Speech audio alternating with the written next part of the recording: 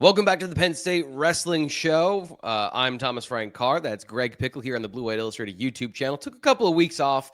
Because Greg's life is insane. He goes right from a Penn State football playoff run into the final month of the wrestling season into an NCAA tournament run. And then, of course, he needed a chance to just stop for a second. But also, we were waiting for some very critical news.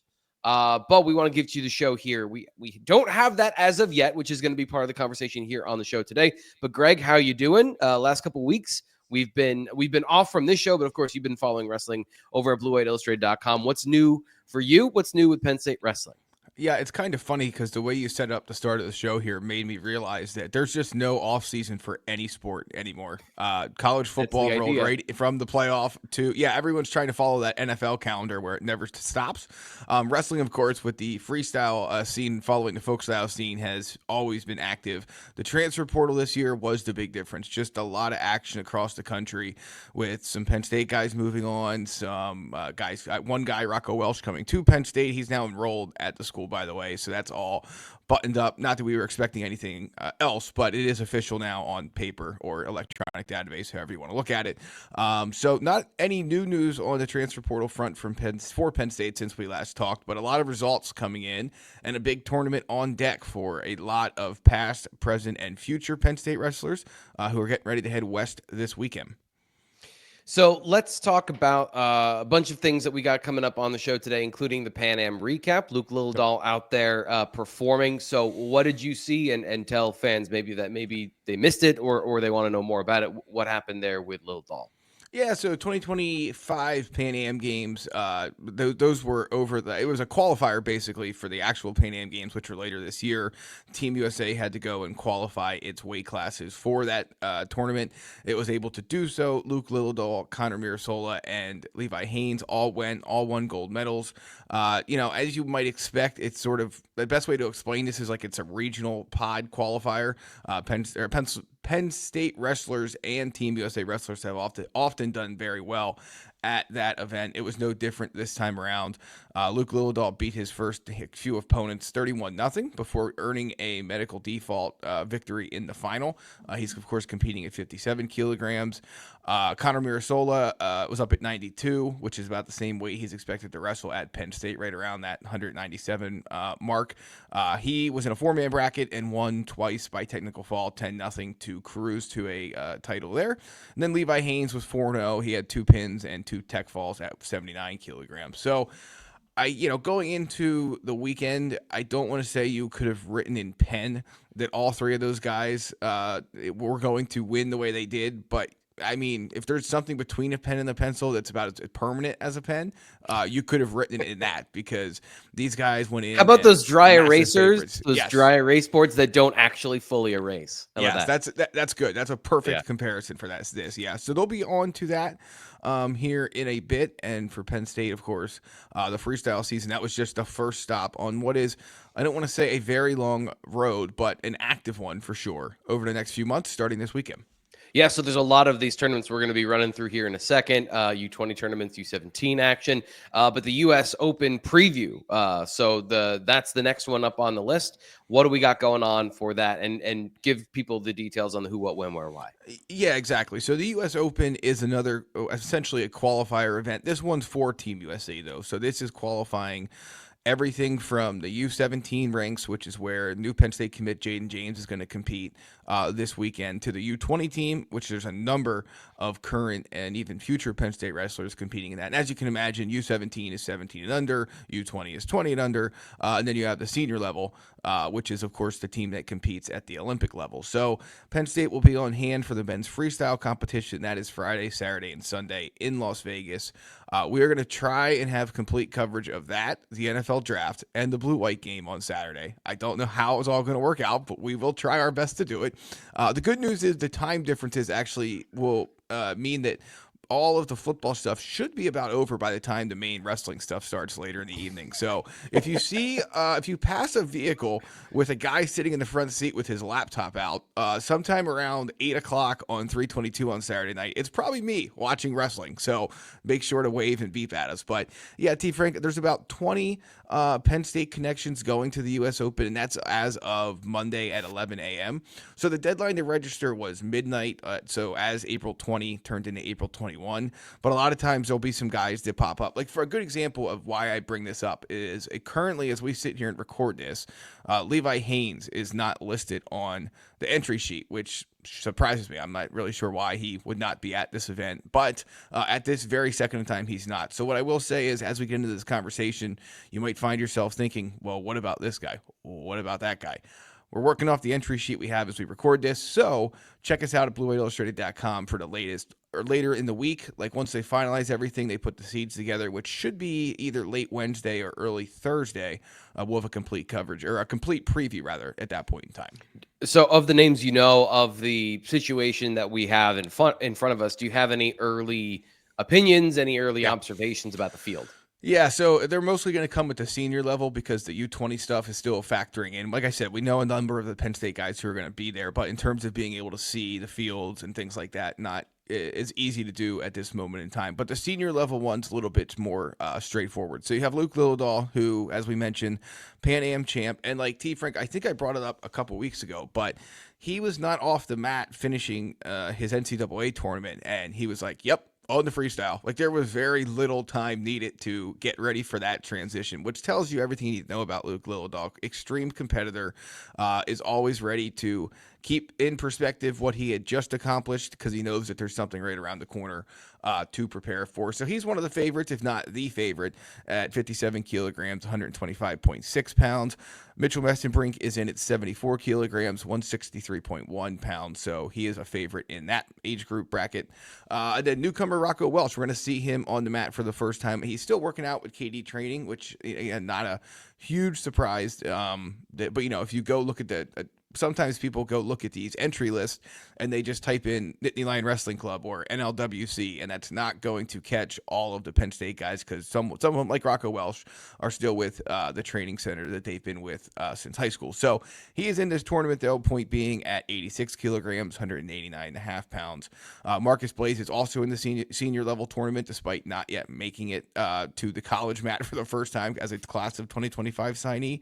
He's going to compete at 61 kilograms, which is 134.4. And then, I guess last but not least, just to throw a few names out there for everyone, Bo Bartlett, obvious new Penn State graduate, preferred freestyle wrestler compared to folk style. He could end up seeing Jesse Mendez in his bracket. Those two familiar foes from Ohio State and Penn State could meet again. You have Kyle Dake, who's in the Nittany Lion Wrestling Club. He's bumping up to 86 kilograms. Kyle Snyder, of course, back in at 97. Two former Penn State wrestlers, one who graduated from Penn State, one who did not. Nico Megaludis, of course, is the one who did. Terrell Barraclaw is the one who ended up being an All-American at Utah Valley. They are in the senior level group as well. So, you know, I would say this, like with any other, and I know I rambled here, so I'll try and wrap this up, but like with any other event, I would expect Penn State to have a strong performance here. It doesn't mean everyone's going to win their weight class, of course, but between Penn State, past, present, and future, and the Nittany Lion Wrestling Club, I would expect it to be a successful trip to Las Vegas for this senior level group. So for the U20 and U17, if you don't want to get into every single name, that's cool. But what are the kind of overall big picture takeaways for you in those other areas as part of this this U.S. Open preview? Yeah, so the top one to me has actually nothing to do with how the tournament's going to play out, but there's a lot of people in comment sections and message boards and Twitter or in real life conversations that really thought Joe Seeley was going to leave Penn State this offseason because obviously Mitchell Mesenbrink competes in that same weight and there's not an obvious and clear and immediate path to the mat for him, or at least it doesn't look that way from the outside looking in. But he's registered with the NLWC to compete in the U20 tournament, so I just wanted to point that out for people who, I think there were a lot just kind of assuming he would move on, and there was never any indication he was going to. It was just the outside assumption. But just wanted to point that out here as this freestyle season gets underway. Cole and Connor Mirasola are both in. Some of the other Nittany Lions competing here are Brock Weiss, Nate Desmond, Dalton Perry. These are some younger guys here, of course, PJ Duke and William Henkel. And then Sam Herring's a 2026 commit from Johnstown, who's in the U20 bracket as well. So the best thing to watch for here, again, not necessarily the result, because again, for Penn State guys, there will be some good ones. Not everyone's going to win, but there will be some good ones. But first chance to see some of these guys competing under the Nittany Lion Wrestling Club banner, which of course is affiliated with Penn State, as we all know. So first chance to see them compete for Penn State in a technical sense, I guess you could say. And so that's always fun, always a good chance to see these guys working out. And again, some are with their club still, but by and large, big takeaway is Penn State will be represented on the U20 team. Who ends up earning the chance to be that, we'll have to wait and see. One point I should have made with the senior level tournament is that the winners this week will go to Final X, which is later this summer, and the final of the senior level qualifying process, I guess you could say. So these U20 guys are competing for, again, advancing to Team USA in the U20 age group as well. So stay tuned there. Like I said, once the brackets come out, we'll have a more deeper dive, but I would expect Penn State to succeed. And then, of course, Jaden James, like I mentioned at the top of the show, U17 tournament he will be in. So all three contested age groups in men's freestyle will have Penn State ties. And like I said, we'll cover it all over at BlueWhiteIllustrated.com this weekend. So Greg's been busy following that and trying to collect all of those names, try to get them all here for you, both on the site and in the podcast. The funny thing is that one of the reasons we didn't have this show last week is because we were waiting on some information that Greg at this point still doesn't have, that we all still don't have, and that's the National Dual Invitational for 2025. We've talked about this here on the show already.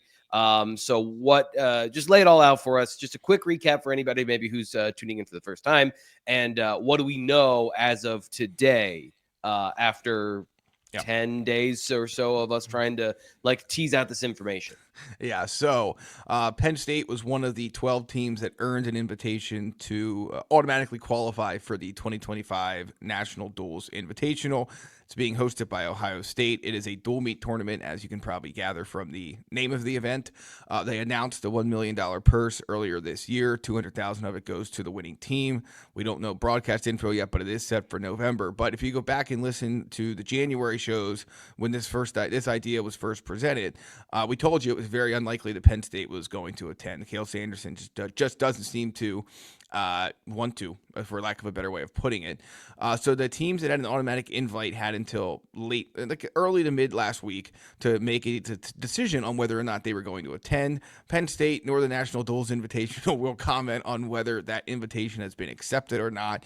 As we expected back then, we are not expecting Penn State to go. The National Duals Invitational has confirmed that 10 teams are coming, 10 of the 12 with automatic invites. They're going to have to do a lottery draw for the remaining spots, which supposedly they're going to do later this week. But since they don't have any interest in confirming whether they got all 10 or all 11 or all 12 of the automatic invites, we'll just have to wait and see how it all plays out. But long story short, it's not official on paper yet, at least in a public space, but it is expected to be before long. Penn State not going to attend that, which means you want to keep tuning in, because at some point over the next, I guess, couple months, we will be able to tell you where and when Penn State starts its quest to make history and set a new consecutive dual meet win streak record.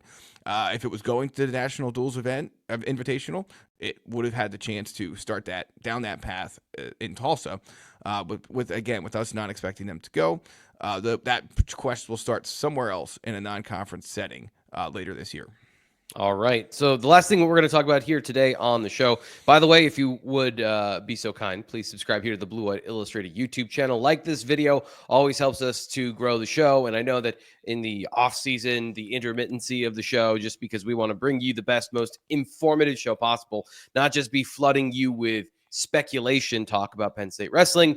People can sometimes drift in and out. So one of the best ways that YouTube and Google and everything gets this information to everybody is by you liking the video, commenting, giving your thoughts in the replies on the video as well. That helps boost the visibility for everybody. That's the nuts and bolts behind it, the why behind me asking, please subscribe to the channel and like the video. The subscribe thing helps us out in just a huge way. So we appreciate you for that. The last thing we're going to talk about here on the show is the class of 2025 recruiting rankings, which I know has been, a process as always, as they all are. Where are we now? PJ Duke, Marcus Blaze, and the rest of the class. Yeah, so Matt Scouts put out their final class of 2025 rankings as that group gets ready to head off to college. Penn State commits PJ Duke and Marcus Blaze number 1 and 2 on that list, respectively. You can check out the full rundown over at Matt Scouts, and we have the Penn State version of it at bluewhiteillustrated.com. But no surprises there. Those two had been neck and neck to keep the top 2 spots and pass each other and whatnot for months, if not years now. So no great surprises. And then there's a couple other Penn State guys in there, which again, you can check out that list either over at Matt Scouts and its complete rundown or at blueillustrated.com for the Penn State part of it. But point being, Penn State signs the number 1 class of 2025. There's been obviously Jaden James committing in 2026, gives Penn State now 2, along with Sam Herring, who we talked about earlier. In the U20 conversation for the U.S. Open. 2 commits in the class of 2026. Does not currently look like Penn State is trending in the same direction, but that's kind of how wrestling recruiting works. You either have one pretty good-sized class that is top 5, or in Penn State's case, most of the time, number 1, and then you have one that's a little bit smaller, and obviously you're not going to finish at the top of any sport recruiting rankings list if you have a 2 or 3 man class and everybody else, even if they're all top 10. 5 recruits, right? Right. Even if, just the volume of it. It becomes a math problem, correct? Yeah. But Penn State will end up with another strong class of 2026, off to a good start. And like we said, 2025, good to go, signed, sealed, delivered. If they're not on campus yet, they'll be there a little bit later this year. And another good recruiting cycle for Cale Sanderson and co. So things we're looking forward to, the U.S. Open. Any more transfer portal news? Remember, the wrestling portal continues to be open until May 2. I don't know. I mean, there's been a couple guys popping in here and there, so I guess it's not out of the question that some more movement could take place from the Penn State side of things. I guess it would surprise me. It seems like if you were going to leave, unless you were just waiting simply for the semester to end, or as close to it as possible, it seems to me that if you were going to leave, you would have done it already, as a handful of guys already did. So time will tell. Not expecting anything else, but T. Frank, it's a busy week for Penn State football, Penn State athletics, and good to kick it off with the Penn State Wrestling Show. Yeah, and it's a great time to come together with your friends at a tailgate outside Beaver Stadium and talk about the wrestling team as much as the football team when you're visiting town this weekend. If you do, check out some of our great sponsors. We always appreciate everyone that supports this show, including the people that support Blue White Illustrated and bluewhiteillustrated.com. We will be back next time here on the Blue White Illustrated YouTube channel and, of course, on your podcast feed with the Penn State Wrestling Show.